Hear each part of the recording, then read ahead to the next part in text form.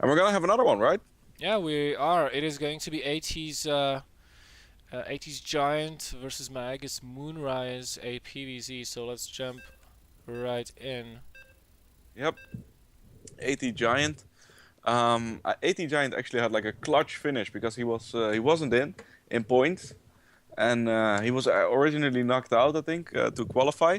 But then some guys didn't show up, couldn't be there, and he was like, you know what? We'll give the spot to these two guys, and ATGiant was one of them, and now he is spawning at the top left-hand corner as the green Protoss and doing really good in this tournament. And on the right side, Bell. On the right side, we do have Moonrise, the Blue Zerg player from Maegis. Yeah, I Maegis also. can't, I can't help but think of the Maegi from Game of Thrones every time I hear the name of this clan. Oh no, why did you say that? You ruined it for me now. Now every time I hear it, I'm gonna. You ruined it. You It's know like the when one you meet that a burnt in the handsome woman, flames?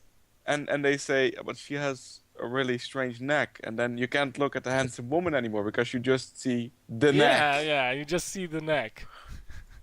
Thank you, Belle. You just You're ruined welcome. You're that plan welcome. for me. You know, what wouldn't I do for friends like you? I know, right? Meanwhile, you could tell us about your trip to Korea. What was it like? Did you meet anybody notable, or where were you staying in Korea, anyways? All right. Well, I originally I went to Seoul, which is like the capital, Uh-huh. or Seoul, as they say, and I was there for 2 days only. After that, I went to the North Korean border. Where was I staying? Well, I was staying everywhere. I was with one of my two best friends, and we just traveled the whole country. Oh. I did actually meet a North Korean as well at the DMC, where the Americans are. And yeah, we went from the one coast side to the other, visited all the big cities, of course, Seoul and Busan, which are the two biggest in Korea. We visited a lot of the touristic spots as well as the non-touristic spots. I also went to some friends I have in Korea and spent some time with them. They also showed me around, and it was absolutely lovely being there for 2 weeks. The only thing I really missed, apart from Belnawar, was bread because that's really hard to get there. Like I just like the whole week I've been stuffing myself with bread because it's like a very uncommon for them to eat that. They start the day with noodles or something, which is awful if you think about it. But apart from that, it was really, really great. So you actually didn't go to Korea because of pro gaming? You just went to visit some of your friends? Yes, yes. Dude, shame on you. Why? I actually, Come on, it's South Korea and you go visit your friends, not even watching a single GSL match? Are you crazy? it was actually so bad that the GSL was on, but I had a Oh! date with a Korean woman. See, that's Oh! yes. Sorry, sorry, I think I'm gonna die. sorry. It was more important to spend time with the people It there was more and important actually to have a visit date them. with a Korean woman and get laid than watch GSL, right? Yes, it's better. Ah! Ah! Ah! Dude, you're making me being so disappointed in you. I know. Oh my I'm god. sorry. I will make it. I will sweet talk it. I will pretend like I went to the GSL. Okay. Okay. On the flip side, though, we do have some Zerglings chasing one of these probes around. He's been trying everything to get them off, but not working out. And Moonrise actually gets in there quite early and sees what's going on. Yeah, he does. So he's going to force quite a lot of probes off the mineral line, actually. Gateway finishing up right now. I mean, he could take care of these Zerglings just with probes, if he's on point. But no, he decides to get a Zod. And what he really needs, actually, is a Stalker. Now, of course, this is going to slow the Protoss down. Whatever kind of harassment, push, whatever he was planning on doing at the start, he's not gonna end up doing it just because, well, there are Zerglings in his base slowing him down.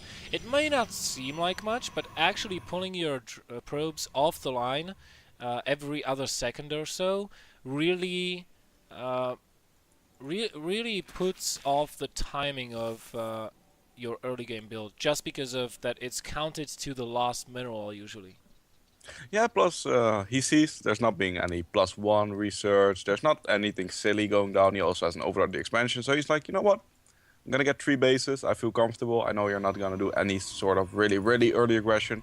And this just puts the Zerg into a good position. You can see the Zealot chasing the Zergling as well. But for Moonrise, this is minimum effort. And for Yeah. ATGiant, this is just like every 10 seconds you want to pull your hairs out because that Zergling is still in your base. So that's Exactly. really an awful feeling. Exactly. So getting the mothership core, I think he will end up trying to pressure anyways with the Zealot Stalker and the mothership core. That Zergling's still alive, and well, it's not going to see the Robo going down that just been planted in the natural base. But Giant, he knows about the third, and I think Moonrise kind of did not notice that the probe visited his premises just a little while ago. So there is a potential to put down a pylon somewhere nearby. The probe is hiding itself just to do just that, I think. And 3 additional gateways are being put down at exactly the right timing. They are going to sync up with the gateway tech finishing. Another gateway, so 5 gateways. Giant can do some damage here. Yep, the Overlord will see it in the main base. I always like the reaction of, oh my god, the Zergling's dead, let's build all the gateways. He was actually doing that straight when the Zergling died, but yeah, he's gonna get a good indication of what's going on. The Roachhorn is halfway finished, so he should save up some lava, save up some minerals. He's not doing that actually, he's making a lot of drones, followed up by more drones, but he is gonna need a lot of roaches, but there are some Zerglings also running into the natural again? They're not gonna get through though. That was awkward. But having to use Time Warp to kill Zerglings with 1 cannon, although I have to admit it is creative, it also will make any form of push you are about to make substantially weaker because you cannot recall. So he has to keep the defensive part of his army in the main base, and he will just use the proxy pylon to harass with the Zealots. And if Moonrise is not careful, he will end up losing this queen. And oh, there's this round on the queen, loses it. The roaches are coming out though, so Giant should actually be focusing on the drones at this point, not the units, just because of the fact at how fast the Zerg can produce units. Yep, a lot of roaches coming out. Will push these zealots away, but not before some drones are being targeted. No, actually the stalkers are targeting the extractor because that's way more important, of course. This attack, which could have been pretty good, ended up being pretty bad because he just did 200 damage to an extractor. Followed up is gonna be some DTs from ATGiant, it looks like, making the Dark Shrine. That was a really bad misclick. Yeah, he's getting a War Prism as well, so it looks like Giant is going to try to go ahead and drop the main base.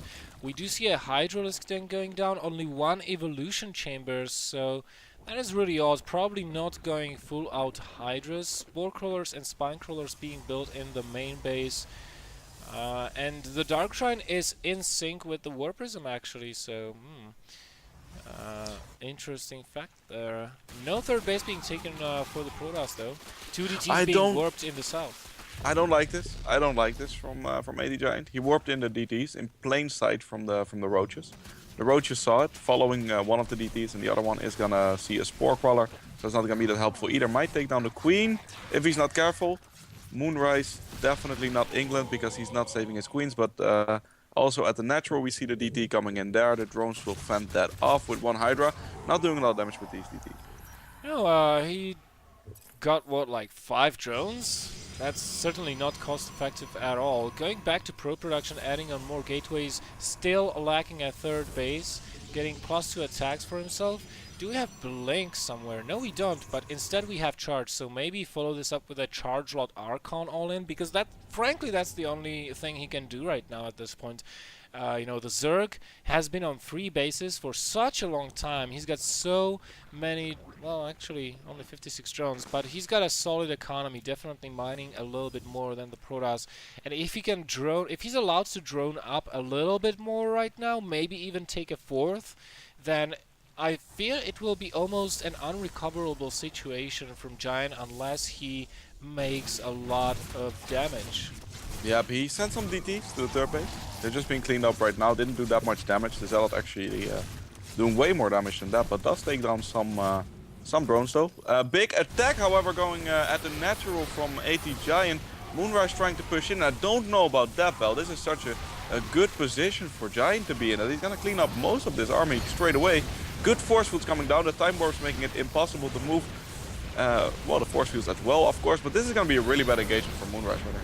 Yeah, but the sentries are all dead, only 1 remaining, no force field, so actually with reinforcements Moonrise might be thinking of pushing in yet again, but we have a Warpism with more Zealots and more DTs constantly attacking the third base, not giving Moonrise a breather there, always having to think about saving his drones, and the drone count is starting to rise here, make no mistake.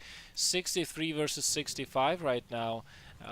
And although Moonrise ends up cleaning that up every single time, it is occupying him a little bit. Now, Muscular Augment's finishing up, which will make the mobility of these Hydras a lot higher, and continuing into Grooved Spines. Now, why is this upgrade so important? It allows you to kill sentries with the Hydras, which you can't do before that. Yeah, one range is really, really big. You saw how much of a change it was when Blizzard gave the Immortals one extra range. 5 or 6 range is a huge difference. You can see the Stalker against the Marine without Stim. The Stalker will always win.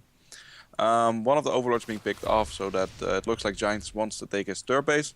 Moonrise not gonna have any of that though, moving his whole army to kill that one poor Stalker. Yeah, so far, I don't know. If ATGiant can't get the third base up, he's gonna be in a bad position.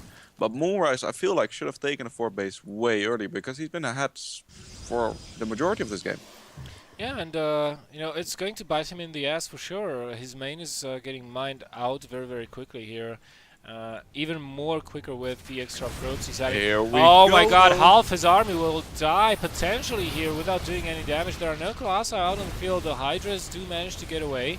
And, well, Giant is having problems moving out from his base. Now, if he engages out in the open without force fields, he might be overwhelmed. There is enough Stalkers with +2 attack, though. Very little roaches for those Immortals or those Stalkers. The Hydras do have high DPS, but we do have first Mutalisks out on the field right now. And I feel what Moonrise needs to do right now is flood Zerglings, a lot of them.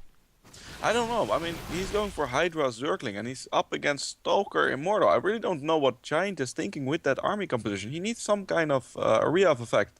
Either High Templars or Colossus or something, but not Immortals and Stalkers. He might go for a surround right here.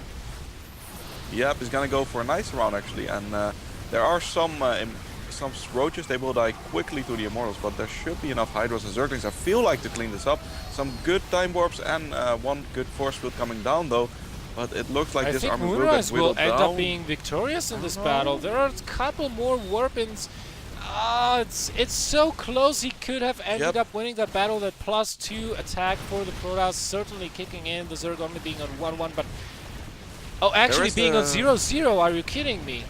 I think we did miss the fact that Giant lost all of his probes in his main base to some Muta harassment.